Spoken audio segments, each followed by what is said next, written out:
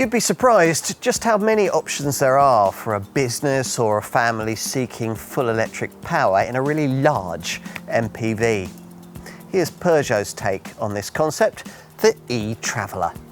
This improved version now gets a smarter look and a larger 75 kilowatt-hour battery, so it'll go a bit further on a single charge, and it'll seat up to 9, help you move house or function as an executive minibus, all without using a drop of fuel. My name's Jonathan Crouch. I've been testing cars for over 40 years. You'll find them all on the Car and Driving Car Reviews app. Here, I'm going to try and tell you everything that you really need to know about this car in a way that you'll find nowhere else. Let me hand you over to our presenter, Colin. Peugeot's biggest people carrier, the e-Traveller, has usefully improved its proposition. So here, we'll take a closer look. Peugeot is building up a useful portfolio of full electric models. Here's the marque's biggest EV, the e-Traveller, in this guise usefully improved. It's based on Peugeot's Expert van, and it goes up against 3 identically engineered designs: the Vauxhall Vivaro Life Electric, the Citroen e-SpaceTourer, and the Toyota Proace Verso EV. All of these Stellantis design models have been enhanced and can now match the driving range of the segment leader, the Mercedes EQV.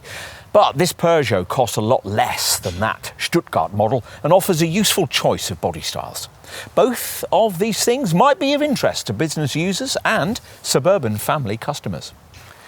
You can find out more about this kind of car by downloading the Car and Driving app. But if your interest is specifically in this e-Traveller, you'll need to stay with us for the industry's most comprehensive review, the Car and Driving Road Test.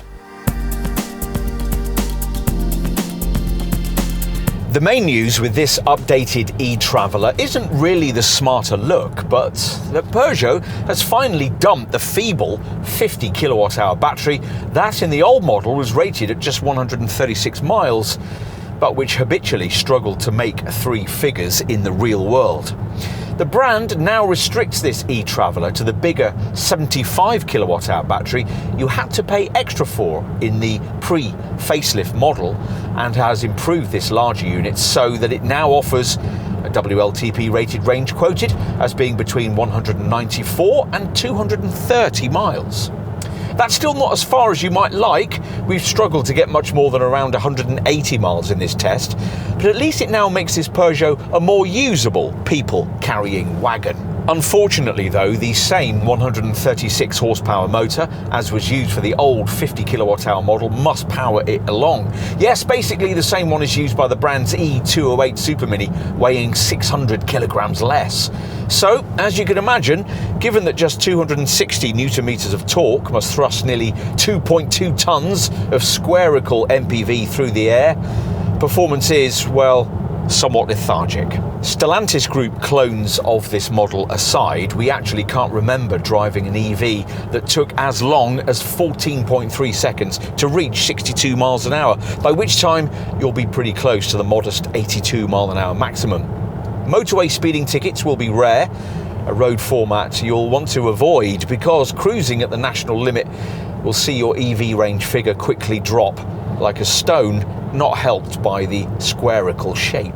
To keep range reasonable, you'll need to frequently engage the most frugal eco drive mode.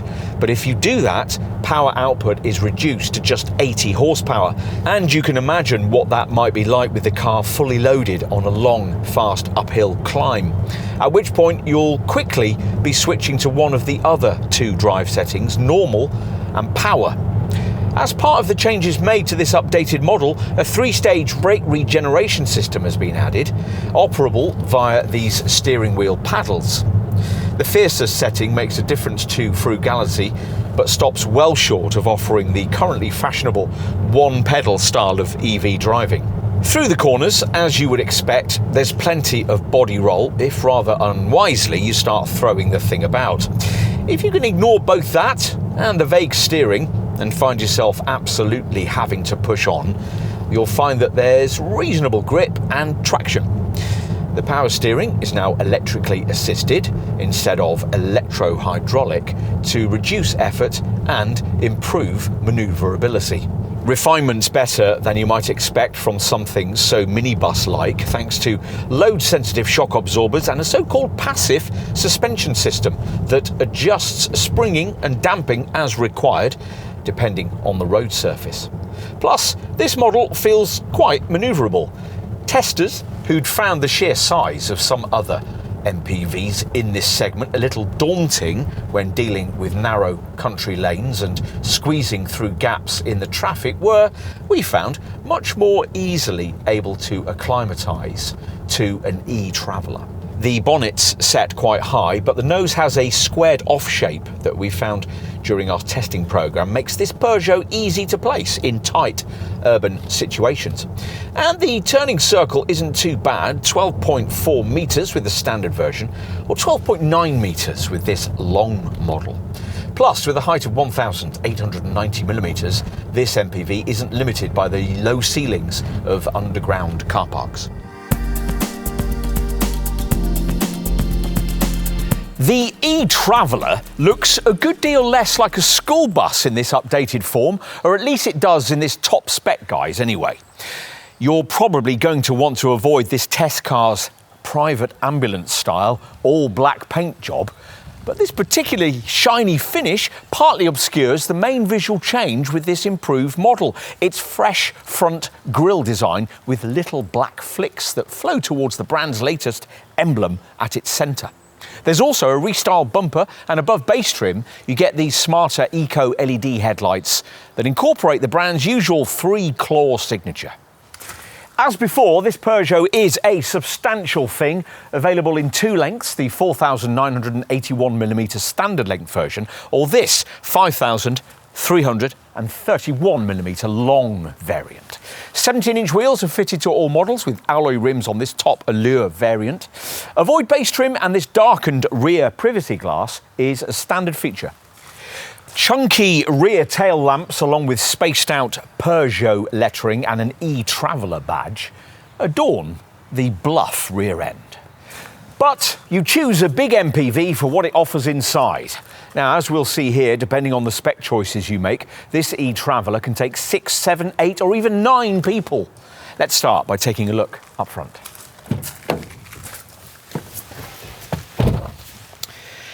Where, as you can see, we've got 2 individual seats here. With base combi trim, a 2-person passenger bench from the Expert van would enable you to take 3.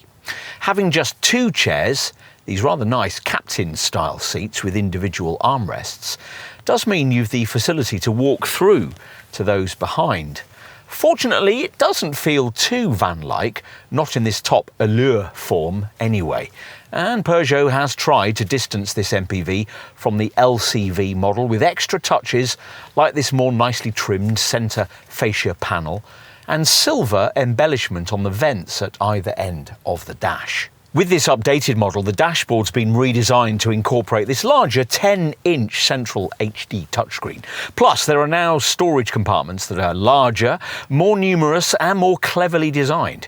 For example, the cup holders at each end of the dash top have been modified to accommodate smartphones as well, while this upper storage area in the centre at the top of the dash has been enlarged and can now accommodate tablets. This central section of the dashboard has been updated as well, now featuring a smarter control interface that houses the e-toggle gear selector and driving mode selector, as well as an enlarged storage area.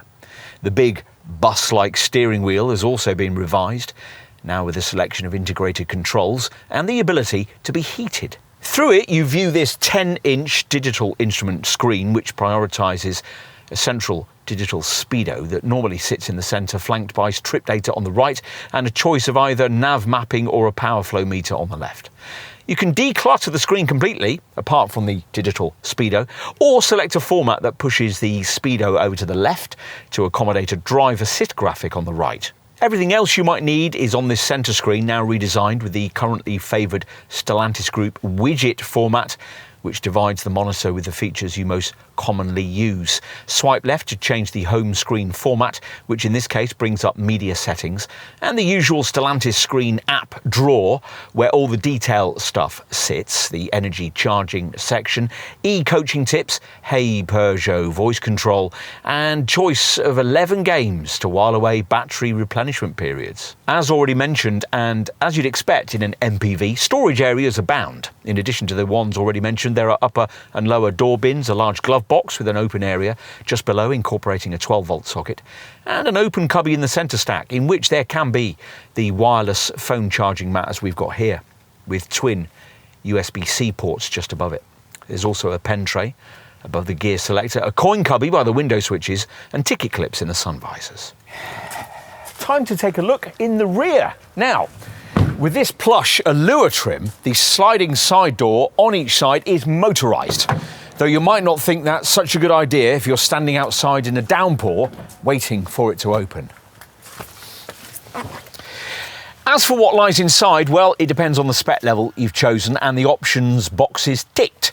With the two mainstream Combi and Active versions, there's a 60-40 split 3-person bench. The standard Allure layout has 3 individual seats mounted on the rails under this floor mat, which allow them to slide them back and forth, or be taken out and be turned to face those behind. The seat backs recline too. Your other choice with Allure trim is to create a more VIP-like feel with the optional second row seat pack that's been fitted here. This gives you 2 individual seats separated by this sliding central unit, out of which table flaps open on each side. Overhead, there are lights, climate control dials and 6 eyeball vents. The ceiling embellished in this case by another option you might like to add, this smart panorama sunroof with its 2 narrow glass panels. The side windows don't open, but at this level in the range they can be covered by blinds, and there are netted seat back pockets with fold-out tray tables above, each incorporating a cup holder and an elasticated strap. There's also a pair of USB ports on the left-hand B-pillar. OK, let's take a look in the third row. Now, there's no one-touch sliding folding mechanism to move the second row seat out of your way for easier rearmost access, but with this lengthier long body shape, thinner folk and young folk might not need it.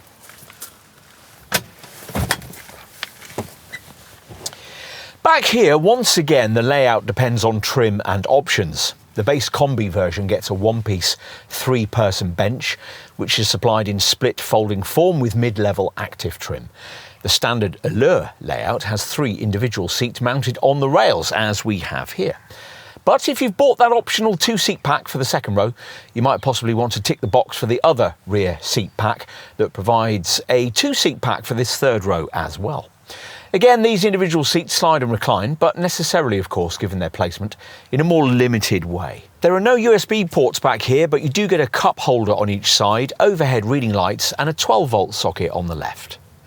OK, onto luggage space. Now, annoyingly, the useful opening tailgate window that we have here, which if you've only small bags to put in, alleviates the need to raise the heavy tailgate, only comes as standard with this top Allure trim, though you can pay extra for it with a mid-level model. Without that, you have to give your back a workout with this tailgate, which will require lots of space to be left behind the vehicle if you're to operate it. Still, once it's up, it's so vast that you could shelter under it in a rain shower whilst unloading. It's a versatile space with a light on both sides and 4 tie-down points, but obviously a lot more versatile if you've got this Allure spec model floor rails to slide the third and second row benches about. And if you've avoided base Combi trim, where the third row seat back can't be folded. Obviously, if you lump the 2 seating row benches out completely, you'll get essentially a Peugeot Expert delivery van with a completely flat floor. With the second and third row seating removed, there's 2,413 millimetres of loading length in the standard version and up to 2,763 in this long model. Depending on the loading length you settle on, maximum load volume varies between 2,550 litres and 3,100 litres. As you've probably realised by now, if you're ferrying about a large family or running a shuttle bus business, transporting the number of people you can get into a large MPV like this isn't cheap. At the time of filming in autumn 2025, Peugeot's list price was from around £37,000 for this e-Traveller, with sticker figures rising to around £49,000 for the biggest, plushest Allure version, we're trying here. Think just over £50,000 with key VIP options fitted. There are 3 trim levels: base combi, which, be aware, is the only one that benefits from the government's £1,500 electric car grant, then mid-level active and this top Allure. In each case, you can pay £900 more to graduate from the standard medium-length body shape to this lengthier long variant, a premium you're going to need to spend to get to the full VIP experience.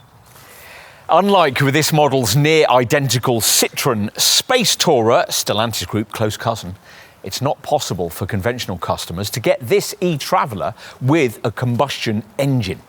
This model's other Stellantis cousin, Vauxhall's Vivaro Life Electric, can also be had in combustion form, though only by wheelchair users. But there's nothing like that available from Peugeot. As for class alternatives, well, the Citroen e-SpaceTourer model we've already mentioned is basically the same car, as is that Vauxhall Vivaro Life Electric, and as you'd expect, the pricing's not very much different, though specs and options availability varies between these 3 Stellantis brands. So it's worth carefully looking over the brochures, or if you want to save yourself some time, looking over our films on these cars before you make your choice. The other model that shares this same design is Toyota's Proace Verso EV, which has been targeted at more upper spec versions of these 3 models. If you want a cheaper alternative and don't need more than 7 seats, we'd point you in the direction of the Kia PV5 Passenger, which is priced at about the level of a base combi spec e-Traveller, but offers a much better spec. Talking of better spec for your money, Chinese maker Maxus has its 7-seat MIFA 7 from around £43,000, or the larger MIFA 9, which can seat up to 8, from around £63,000. Otherwise, you'll be spending much more than Peugeot's asking here, around £60,000 for a 7-seat Volkswagen ID Buzz or Ford e-Tornado Custom, or well over £92,000 for a Mercedes EQV. We're assuming, by the way, that you want a large electric MPV here. Private customers might want to know that much the same sort of money, as is required for a better spec e-Traveller, could also get you 7 seats in Peugeot's E5008 upper mid-sized SUV. But that's not quite the same thing, as you'll discover once you start to compare cabin room between the 2 cars. For interior space, a van-based design is always best, though it's worth pointing out that some family customers might be prepared to sacrifice on that when they learn that a bigger battery, E5008, can go more than twice as far as an e-Traveller on a single charge.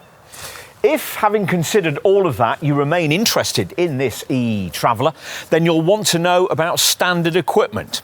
Well, the spec of the base 9-seater combi model limits you to the basics, but they do include most of what you'd need. So tick off twin sliding side doors, air conditioning, rear parking sensors, auto headlamps and wipers, cruise control with a speed limiter and high beam assist.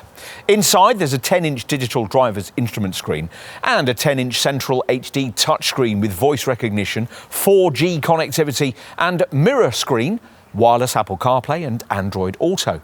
And there's a Peugeot app, so you can interact with your car via your smartphone.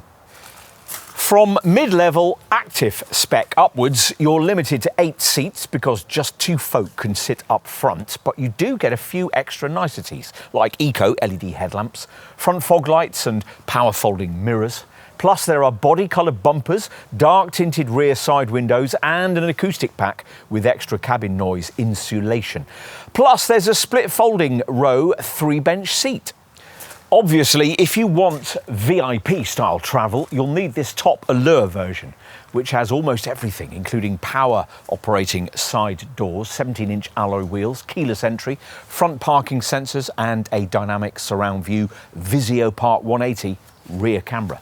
Inside with Allure trim, the key difference is that the second and third row seats slide about on rails, plus second row folk get rear side window blinds and there's dual zone electronic climate control with rear air conditioning.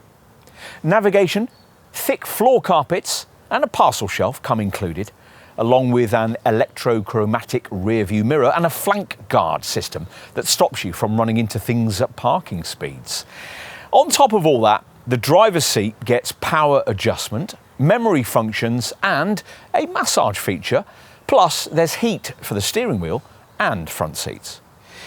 The big decision for Allure spec customers is whether to stick with the standard 8-seat cabin arrangement or make this e-Traveller a 7 or 6-seater by specifying one of the rear seat packs available for the second and third rows. Now, we've got the rear seat pack for row 2 fitted here. These packs replace the usual 3 seating positions with 2 seats in each case, and the second row pack includes a foldable sliding table on rails. Quite a few Allure spec customers will also want the panoramic sunroof, which comes with an opening tailgate window, both also fitted here. As for other options, well, it's worth knowing that many Allure spec features can be fitted to a mid-level active spec model at extra cost. So for a private family customer, it might be worth sticking with that, then adding in the extras you really need: rear air conditioning, power side door operation, navigation, or the opening tailgate window, for instance. Disappointingly though, an alarm costs extra, whatever variant you choose. Above base trim, adaptive cruise control is optional. You can get preparation for a tow bar, and unless you choose the only standard colour, solid ice white, you will have to pay extra for paint colour. We've got nearer black in this case. On to safety. Now, the basics are there, of course: an advanced emergency braking system with forward collision alert, plus there's lane keep assist, driver attention alert, intelligent speed assistance, tyre pressure monitoring, traction control and 6 airbags. All the airbags are linked to an e-call system, and this top Allure spec includes blind spot alert and close obstacle detection. Bear in mind that with base combi spec, you don't get curtain airbags for rows 2 and 3, so the airbag tally drops from 10 to 6. All the airbags, twin front, side, head and curtain, are of course linked to an e-call system. We gave you the EV mileage figure in our driving section. Peugeot quotes between 194 and 230 miles. It's up to 314 in city-only use. Those are for the 75 kilowatt-hour battery we've been trying here. The smaller 50 kilowatt-hour battery is no longer offered. To get close to the quoted stats, you'll obviously need to engage the most frugal eco mode frequently, which reduces power output to 80 horsepower. To maximise range, you'll also need to regularly engage the fiercest of the regenerative braking settings activated by steering wheel paddles. An e-coaching section of the centre screen gives you tips to improve frugality, though most of them are pretty self-explanatory, like smooth acceleration limits energy consumption. That screen's energy section has a statistics screen which shows your energy consumption in miles per kilowatt hour for the last 30, 60 or 180 minutes. Like its Stellantis cousins, the e-Traveller can only be DC charged at up to 100 kilowatts, which isn't especially rapid these days and means a 5 to 80% charge takes 45 minutes. That's not especially fast. To give you some class perspective, a rival, though admittedly much pricier, long wheelbase Volkswagen ID Buzz 7-seater DC charges at up to 185 kilowatts and can complete the same charge in under 30 minutes. This Peugeot People Carrier features an 11 kilowatt onboard charger, and a full charge from a 7.4 kilowatt domestic wall box takes 11 hours and 20 minutes, which means that if you've a late finish and an early start before a longer trip, you probably won't have long enough to fully replenish the battery before you go. Things will be easier in that regard if you're able to AC home charge using a 3-phase 11 kilowatt supply, in which case a full charge could be completed in 7.5 hours. If you're ever in a situation, say staying in a bed and breakfast, where all you can do is connect to a domestic socket, you'll need a yawning 36 hours and 45 minutes for a full charge. For peace of mind, the lithium-ion battery pack offered in this model comes with an 8-year, 100,000-mile warranty for up to 70% of the initial battery capacity. The centre screen's aforementioned energy section allows you to manage your charging regime, which you can also do via the provided Peugeot app. Service intervals are every 25,000 miles or every 2 years, whichever's soonest, with an initial inspection after 1 year or 12,500 miles, whichever's soonest. As usual with EVs, there's low benefit in kind taxation, as we filmed, rated at 3% until spring 2026. Insurance grouping ranges from 34 to 39. We can see why plenty of families might consider an e-Traveller now that it can offer a decently sized battery with, for suburban use anyway, a reasonable driving range between charges. We like the way that the battery powertrain's been built into this people carrier without any compromise to interior space. Plus, this MPV is quiet and well built, looks contemporary, and if you spend more on trim, comes well equipped. If you can live with the range on offer, as some city-based families and business users might now be able to, there's potentially a lot to like here. It certainly has a very flexible cabin, and if you buy in at the bottom of the lineup, you won't actually be paying all that much more than you'd need for a much smaller 7-seat compact MPV, like the long wheelbase version of Peugeot's own e-Rifter. And you'll be getting a vastly more versatile people carrier in return. Splash out on a version like this one with individual VIP armchair rear seats, and of course, from a price point of view, it's a different story. But for its intended market, this big Peugeot's appeal in its ritziest form as a potential boardroom on wheels will have its advocates.